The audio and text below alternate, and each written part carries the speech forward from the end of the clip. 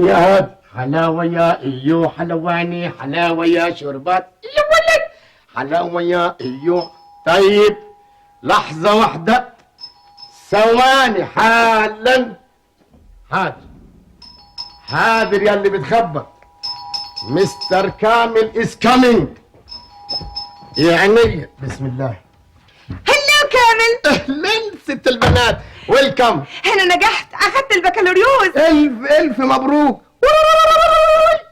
يا ولد. وبامتياز كمان. ايوه. ده البي الكبير لو عرف والست الكبيره لو عرفت هيفرحوا خالص يا ست البنات. من حقي كامل. بابا فين؟ بابا زمانه جاي يا ست البنات. وماما؟ ماما راحت الخياطه تعمل بروفه على الفستان الجديد. يا سلام يا كامل، انا النهارده الدنيا مش سايعاني من الفرحه، حاسه ان انا حققت كل احلامي خلاص حقيقي. يا هشام هشام ده مؤاخذه ست هانم. هشام مين؟ هشام كنا جايين انا وهو من الكليه ووقفنا نضرب الجرس، انا دخلت وهو ما دخلش. اشتوت يا ست البنات. انت لما دخلتي ما كانش في حد معاكي. انت بتقول ايه يا كامل؟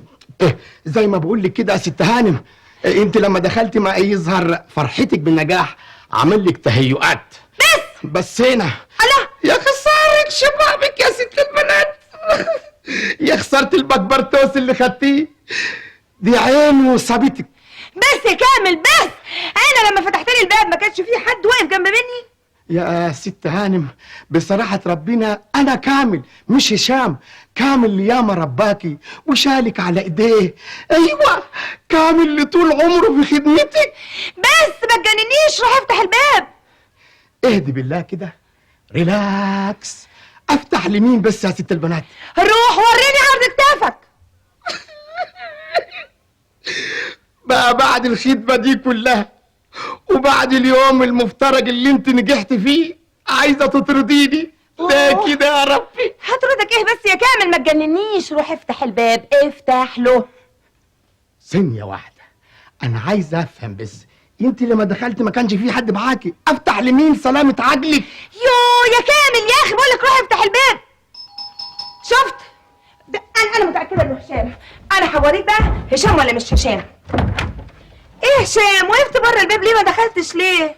اصل بعد الباب ما اتفتح انت دخلتي، ومش من الذوق ان الواحد يخش الا لما حضرتك تقولوا له اتفضل يعني.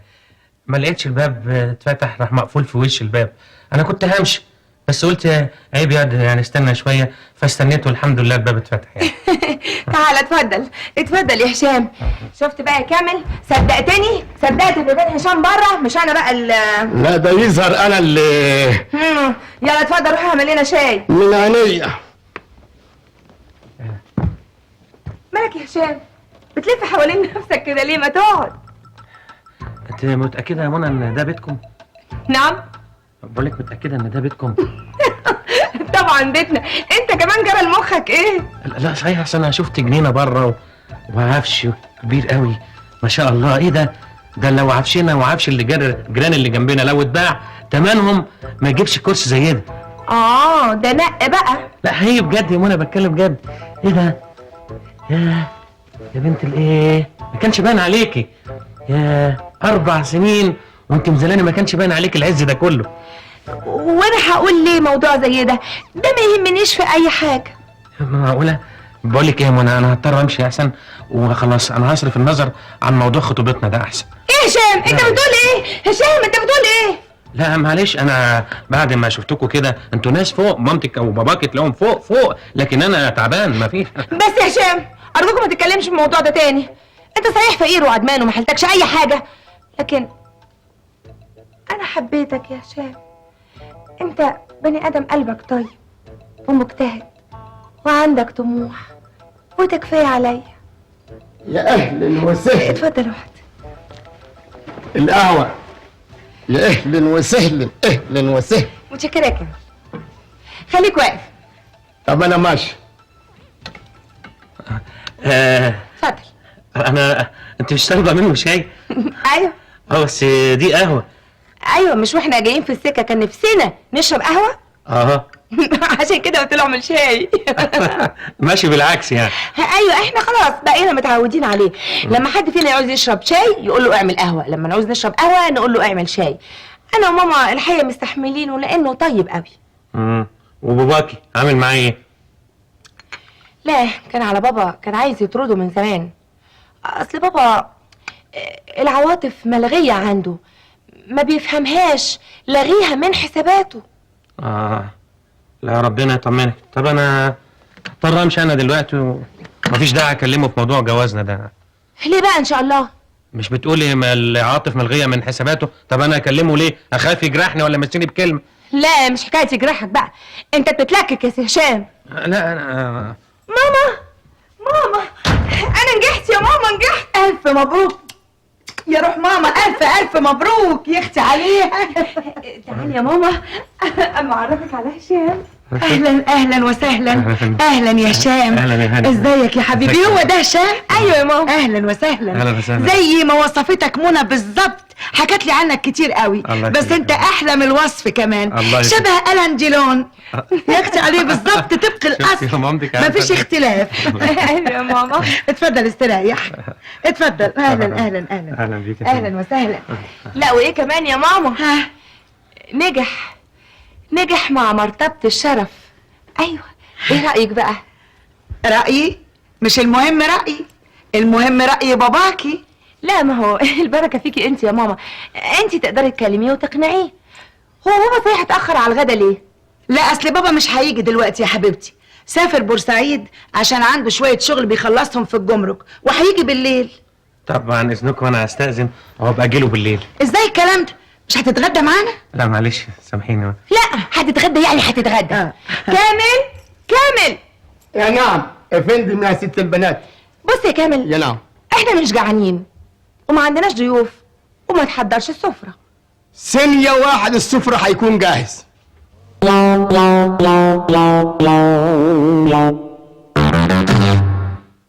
تعرفي يا عديلة، تعبت النهارده قوي، طول النهار وانا واقف على رجليا.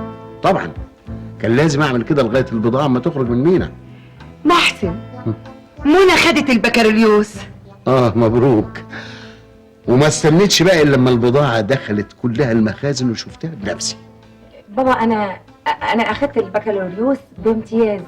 عارفه يا عديله، لو البضاعه دي اتباعت كلها بسرعه اليومين دول ممكن على الاقل اكسب فيها $500,000 جنيه. بقول لك ايه يا محسن، منى بقى عايزين نجوزها ونفرح بيها. البضاعه اللي جايه لنا بعد اسبوع اللي انا عملت لها طلب استيراد دي، ان شاء الله انا واثق ان السوق كله هيستوعبها ومكسبنا مش هيقل عن 2 مليون جنيه. بقول لك البنت عاوزين نجوزها ونفرح بيها. طب وماله؟ عايز تتجوز؟ طب وماله؟ انا ما انا موافق. ما انا جبت لها عريس واثنين وثلاثه من اغنياء الكويسين قوي وهي اللي رفضتهم. ما انا كنت يا بابا كنت مشغوله بدراستي وعشان اخد شهادتي. وخدت الشهاده؟ ايوه. طب خلاص مبروك، الحمد لله خدت الشهاده. يعني خلاص نعمل لها حفله بعد اسبوع ولا بعد 2، نعزم كل رجال المال والاعمال ونجيبهم هنا عندنا وهي تلاقي اي واحد فيهم. ما تتعبش نفسك يا محسن، بلاش التكاليف والمصاريف. في واحد جالها شبه سيلفستر ستالون، جه النهارده وطلب ايدها. غني؟ ده كان معايا بابا في البكالوريوس واسمه هشام. يعني عنده ايه؟ عنده اخلاق وعنده طيبه وعنده طموحه عالي جدا. بقول عنده ايه؟ يعني ثروته قد ايه؟ يملك ايه؟ هو يا بابا الحقيقه ما يملكش غير البكالوريوس اللي اخده النهارده. واللي فهمته منه انه ابن ناس. ابن ناس اغنياء يعني؟ لا، امك بتقول عليه ابن ناس. الله، وهم اولاد الناس بس هم اللي اغنياء؟ والناس الفقراء ولاد ايه؟ بابا ماما تقصد يعني بابن ناس انه يعني متربي. اهلا، فقير يعني. بس انا بحبه وهو بيحبني. بلا حب بلا كلام فارغ. ايه الحب اللي بتتكلم عنه ده؟ عيب. اسمع ما اقولك، انا بنتي انا بالذات لما تتجوز واحد لازم يكون واحد وجنبه على اليمين 6 صفار. يا سلام، طب ما انا اتجوزتك وانت ما كانش في عندك ولا 6 صفار كمان. عديلة، يعني حضرتك بترفض هشام؟ ايوه برفضه. يا بابا ده كان جاي يقابل حضرتك بعد ساعة بالكتير. وانا مش هقابله. ايه ده يا محسن؟ كده عايز تزعل البنت؟ عايز تقهرها؟ عايز تموتها؟ عايز عايزه ايه يا عديله؟ تقصدي ايه؟ لا شوف اما اقول لك يا محسن، انا عمري ما اتدخلت في اي حاجه من اللي انت بتعملها، لكن في بنتي لا. فاهم ولا لا؟ زي ما ليك راي في جواز بنتك انا كمان ليا راي. ثم انا شايفه العريس ده ما فيهوش اي عيب. قصدك ايه بقى يا ست عديله؟ قصدي تروح تقابله يا محسن. قوي قوي، حاضر هقابله يا عديله. اسمك؟ هشام عبد الكريم القللي، وحيد ابويا المتوفي، معافي نهائي من الخدمه العسكريه. سنك؟ 30 سنه. اسم والدتك؟ نبويه وعايشه معايا. ساكن فين؟ انا ساكن في 35 شارع المتولي بالشرابيه. العماره اللي انا ساكن فيها كويسه جدا ومن 5 ادوار بس، وانا امي في الدور السادس. وعاوز تتجوز بنتي؟ لا، لاني بحبها يا فندم، ويعني مش هلاقي احسن منها. انت طمعان في ثروتها؟ لا ابدا يا فندم، حضرتك غلطان. انا ما عرفتش منى انها غنيه وبنت ناس محترمين غير النهارده بس يا فندم. انا عايزها لشخصيتها واللي لفت نظري اخلاقها. طب بس انت بتقول انك بكالوريوس سيجاره؟ ايوه يا فندم، بامتياز مع مرتبه الشرف. لقيت شغل؟ لسه يا فندم. طيب انت من بكره الصبح هتشتغل عندي في الشركه وبمرتب 400 جنيه في الشهر. صحيح يا فندم؟ ربنا يخليك. متشكرين يا فندم. هي صحيح انا بهزر ولا ايه؟ لا اصل يعني مش قادر اصدق نفسي. متشكرين. السلام عليكم. طب يا فندم، بالنسبه لموضوعي انا ومنى، ايه رايك فيه؟ يعني موافق حضرتك؟ الجواز؟ ايوه يا فندم. موافق. طب يا فندم متشكرين. يا فندم الف شكر يا عمي، متشكرين. وصلتوا لايه؟ عمي خلاص وافق. صحيح؟ طب يلا روح قول للمنى احسن مستنيه بره على نار. حاضر. السلام عليكم. طب لو سمحت يا عمي، نعم. الخطوبه تبقى بعد 3 اشهر عشان كده يكون كده ان شاء الله اشتغلت وحوشت قرشين. لا ما تحملش هم، خلي عنك في حكايه الخطوبه والمهر والشبكه عليا، وحفله عظيمه جدا في افخر فنادق البلد. متشكر. ايه رايك؟ ده بس ما تنساش تيجي الشغل عندي من بكره. لا، من الساعه 6 يا فندم. الف شكر. ربنا يخليك. متشكرين. محسن، نعم. ممكن افهم حاجه؟ اصل اللي حصل ده مش طبيعي ابدا، وراه ان شايفاك يعني شغلته عندك ووافقت على الخطوبه بسرعه كده. امال كنت عايزاني ارفضه بنتك متمسكه بيه؟ اهو كده بقى عين العقل يا محسن. انا مش غبي يا عديله، انا مش غبي علشان ارفضه. ما انا لو رفضته كانت بنتك هترفض اي عريس غني كنت هجيبه لها، ويا ست لسه بدري، فتره الخطوبه طويله قوي. يعني انت بقى عايز تفرقعه وتديله بومبا؟ لا يا عديله، ده بعد ما يخطبها. طب امال ايه بقى كان لازمه الخطوبه والشغل عندك والحفله؟ من ناحيه الشغل يا عديله ما تحمليش هم، هو موظف من ضمن عشرات الموظفين اللي بيشتغلوا عندي. اما الحفله فليها مكاسبها. هعمل حفله كبيره قوي، انقي فيها واحد غني من المعزومين، اعمل معاه صفقه تجاريه واجوزه بنتي. هو ده اللي في دماغك يا محسن؟ ايوه ده هو اللي في دماغي يا عديله، واللي في دماغي ده هو اللي هيسعد بنتك، وابقى غبي لو ما عملتش كده يا عديله.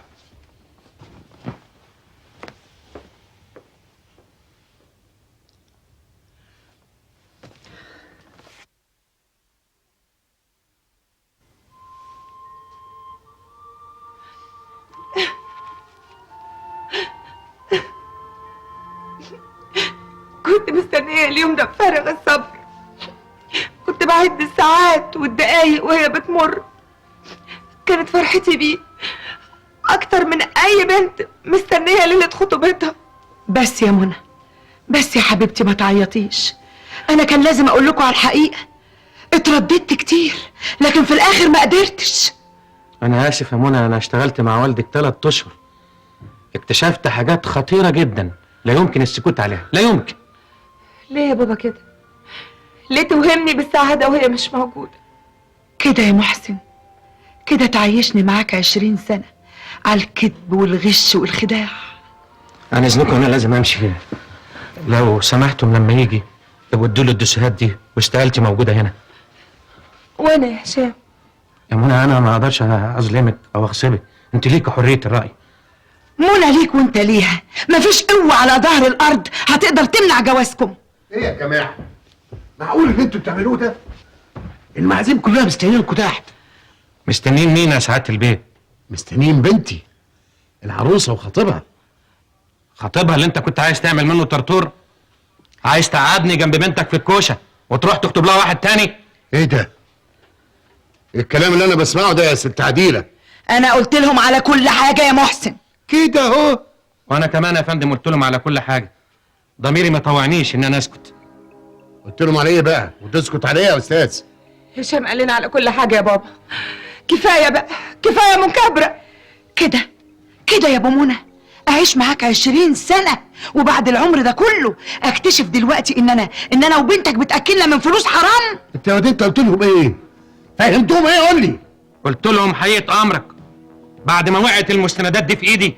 قلت لهم ان انت بتشتغل في التهريب يا استاذ. كده اهو. ده انت بقى بتوقع بيني وبين بنتي ومراتي. يا فندم انا قلت الحقيقه وضميري مرتاح، وكنت بقول كده يمكن تتغير لما تعرف ان هم كشفوك. طب ايه رايك انت مالكش شغل عندي؟ استقالتي موجوده هنا. وكمان ما تتصلش ببنتي بعد كده ابدا. مالكش دعوة ببنتك، مالكش دعوة بيها، دي مش صفقة من صفقاتك التجارية. حرام عليك، حرام عليك. الفلوس تغيرك بالشكل ده. في ناس لما تجيلها فلوس تقوم تحمد ربنا، وانت اما يجيلك فلوس وتكتر فلوسك تقل اخلاقك. انت قليل الادب يا افندي. وحضرتك حرامي يا عمي. امشي اطلع بره. اطلع بره بقول لك. انا ماشي. استنى يا هشام. استني هنا يا بنتي. انا رايحه مع هشام يا بابا. ما انت وش فقر. انا صحيح فقير وممكن كنت انتهز الفرصه واشتغل معاك واكسب كتير، لكن كنت هضيع، كنت هخسر نفسي. منى فكرك كويس قبل ما تمشي من هنا، لانك لو جيتي وعشتي معايا هتعيشي عيشه اقل من اللي انت كنت عايشاه. انا فكرت وقررت هعيش معاك يا هشام، ان شاء الله في البدروم، ان شاء الله في عيشه فوق السطوح. انا فعلا ساكن فوق السطح، لكن في شقه اوضتين عايش فيها انا وامي، وممكن تساع 3. هشام مش ممكن تساعي 4؟ ممكن تساع 50 يا حماتي، بس يكونوا بيحبوا بعض. طب خدوني معاكم. عديله. خلاص يا محسن، هنسيب لك الفيلا، عيش فيها لوحدك، اغرق في فلوسك لوحدك. يا خسارة يا محسن، يا خسارة. الله يرحم ايام ما كنا بنكمل بقيت عشان انوم. يلا يا ولاد